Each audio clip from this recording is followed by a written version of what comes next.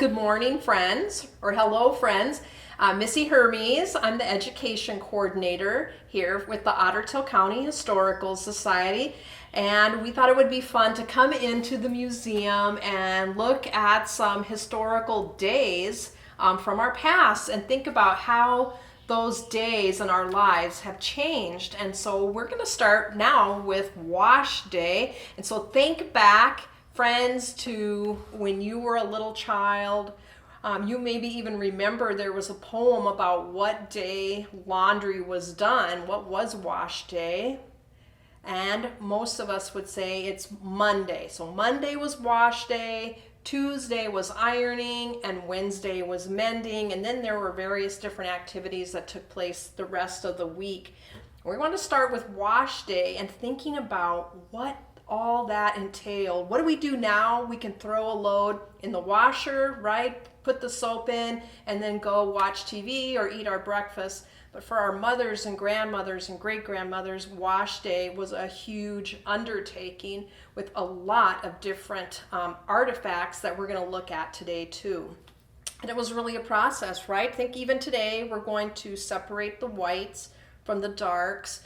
And we had different tools for doing that. So in the Historical Society Museum, in our kitchen area, which is where a lot of that activity took place, we have a great scene where you can see some of those different tools that a mom or grandma used for doing laundry. And really, I say a mom or grandma or great grandma because those were the people generally in charge of doing wash. I have to tell you, here's an interesting fact about Ottertail County history. In the very first community here in Clitheroe, there was no school on Mondays because the people wanted girls to stay home on Mondays and help their mothers do wash. So no school on Mondays. Think about that. And then, of course, today in Pelican Rapids, there's no school on Mondays again. That it's a 4-day school week, and Monday is the day where there's no school. So just an interesting tidbit here.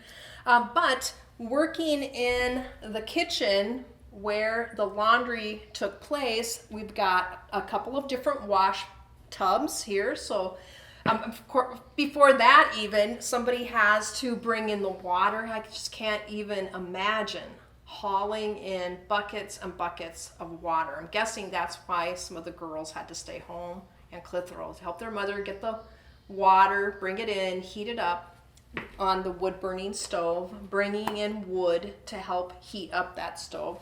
In this kitchen, you can see there's a cistern pump where they at least can get their water inside and not have to bring it from a source outside, whether that's a stream or a well. But also, so that we've got 2 wash tubs in here. There's a scrub board. There's even some homemade soap. And how many of you had a grandma or great grandma that made her own soap? And what all did that entail? Butchering an animal, saving that fat, mixing it with the lye, and then making your own soap. We're lucky, aren't we? I one time had a lady in a nursing home ask me, did I know what was good about the good old days? And I said, no, what? And she said, they're over. That's what's good about them. But here's we've got a wringer washer. So even that, the process of wringing the water out of your clothes was such a huge thing. But this wringer is not a motorized one. How many of you had a mother with a motorized wringer on her washing machine? And many a child got a pinched finger, right? Because they monkeyed with the wringer, right? That's what our grandmothers told us. Don't monkey with that wringer because they're dangerous.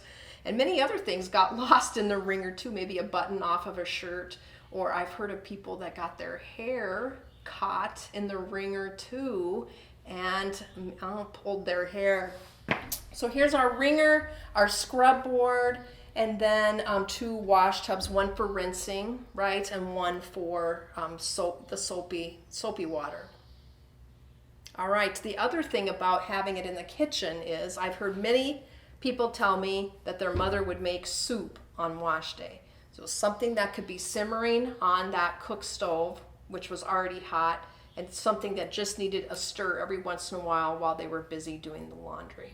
What are some of your memories of wash day? And we'll go look at some artifacts close up that will bring back more memories of wash day.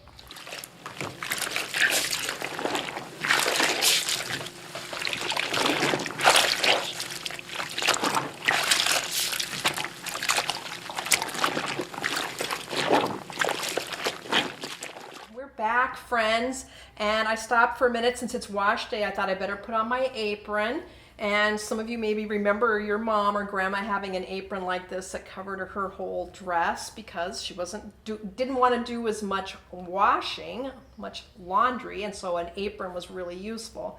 And this apron that I'm wearing is a really old one made from an old flour sack. So how many of you had flour sack pajamas or feed sack underwear, or think of all the uses for flour and feed sacks that your mom could think of, like curtains, dish towels, etc. There's even I don't think in there, but it looks like there's a feed sack pot holder in there in the kitchen.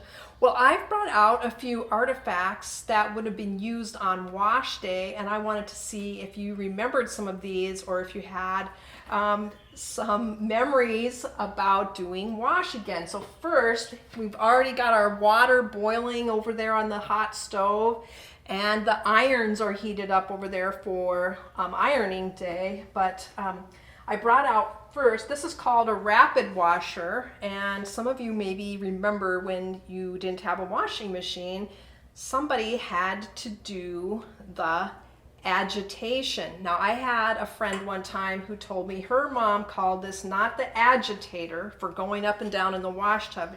She called it the aggravator. I have my agitator, and then we've got a couple of tools here for pulling the hot clothing out of that hot water so it could go through the wringer. And you maybe remember using these. In the early days, women might just use a big stick, and it became very smooth with heat. But here's one here, and this is another one that we had in the exhibit in the museum. Before you can pull your hot clothing out, though, you're going to have to scrub it on the scrub board. And I got this one out for you to see. You can see this is a small one, not a regulation size washboard, and it says on the back that it's ideal for silks, hosiery, and handkerchiefs. It's just the right size to fit in a bucket or a lavatory. So if you were traveling and you could pack this washboard and you could do some of your washing in your hotel room, or if you were out camping, something like that, you could do some washing. Another thing that had to be washed when people were traveling, maybe going to the lake, was diapers. Yes, what a fun job washing diapers is. Now I brought out some soap, and why don't you think for a minute about what kind of soap your mom used. And back in those early days in Otter Tail County, there was really only one kind of soap. You didn't have shampoo for hair and dish soap for washing the dishes and then laundry soap. There was one kind of soap, lye soap, that people used. But I have a couple of great examples here. How many of you remember P&G, Procter & Gamble soap? This is an old timer. And that's what it says on here. This is a fine white soap for laundry, dishes, and even for scrubbing the floor. It's all right there. And then, did you know you can still buy these soaps? And this is one I found at the little grocery store in Ashby, Minnesota, a Fels Naphtha. A lot of people remember that brand too. And I have heard that this is really good for swimmer's itch, not just clothes, and also for poison ivy. So I don't know if that's true or not. The other thing I brought out, and it's had seen better days, but this is an old timer. This is a box of Argo starch. And remember, a lot of our dads, our grandpas, wore starched shirts when they went to work or when they went to church. And so here is a this is something that was dumped into the hot water too. Today we can use maybe spray starch, but how many of you remember your mom using starch? I had a friend, Arlene, God rest her soul, she passed on recently, and she said when her husband was in the Army, she would use a whole box of this Argo starch to do his uniform. All right, we've got our clothes washed now. It's time to take them up and hang them on the line. And so how many of you remember having one of these out hanging on the line, right? And what's inside here? Yep. I've got a variety of different ones to show you too. So we'll lay them out here if you wanted to look at them closely. I've got a few different types of clothespins for hanging out our laundry on the line. And we know that one of those first communities, the people that lived in Clitheroe, the Cutlerites, one of the people there was a photographer on the side. But a lot of what he did was making clothespins for the ladies in his community. So what a blessing he must have been. Now, I told you Monday is wash day, but Tuesday was the day we did our ironing. And I can remember, and you probably can too, about age 7, that's when I started having ironing as one of my chores. I helped my mom. And how many of you can remember what was the first thing your mom let you iron, or made you iron? It was probably either a handkerchief or a pillowcase, right? And I did bring out a sad iron, and when you feel this, how heavy it is, you know why they probably called it a sad iron, because boy, they are heavy. This is a special sad iron, and maybe we can get a closer look at it, but it has a pattern on the bottom, and this is a special type of sad iron for polishing men's shirts. So it's a polishing iron, and it would have maybe had, right, your mom or grandma had a cloth that she put on there so she didn't burn her hand, right? But this polishing iron is for ironing men's shirts. And I, even as a girl, I don't think I ever graduated to being able to iron my dad's dress shirts. I did not have the skills. My mom never let me. It had to be done a certain way for my dad, and I never mastered that, I guess. But polishing iron over here on the stove, looks like there's a couple, right? One is heating up while you're using one, and then when this one gets cold, you put it back on the stove and use the next one that's hot.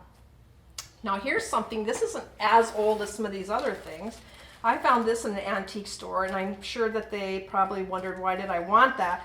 But look at this lady's face. She is just so excited to do ironing. She is so happy, and she's all dressed up. She looks so excited.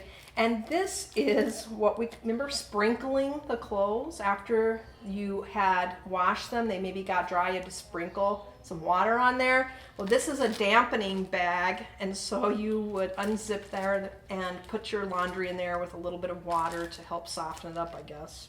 And I would definitely have had that look on my face when I was ironing, for sure. I know, how many of you remember your mom hanging laundry out in the wintertime even? Not a sunny day, but in the wintertime, and then bringing it in and hanging it on the drying rack and letting that moisture, as they did dry, and the moisture was a natural humidifier, right, for our homes back in the days before people had humidifiers that they could plug in. All right, well, we've got our clothes all clean. We've got our laundry all washed. And I thought I'd share a little poem with you. When Monday comes, I get my tub and rub and scrub and scrub and rub. My dollies wait all in a row till all their clothes are white as snow. And some of you maybe even remember washing your own dolly's clothes and helping your mom. Well, I hope you enjoyed this trip down memory lane, looking at what was wash day like, and I hope you have a wonderful day.